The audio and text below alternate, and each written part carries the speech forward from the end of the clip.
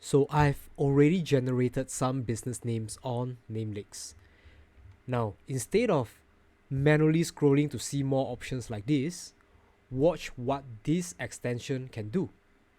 So I'll click on this extension, set it to reveal at least 1000 domains on this screen, and then I'll hit start extraction and let it do the work.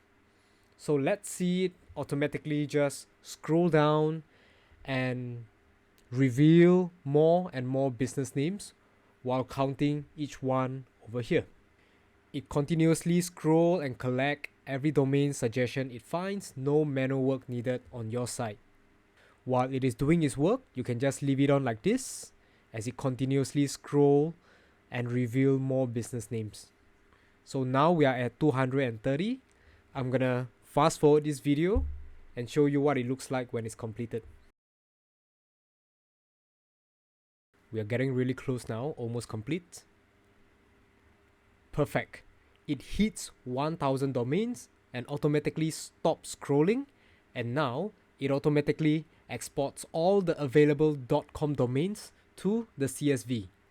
The CSV file is downloaded automatically, and here's what we get.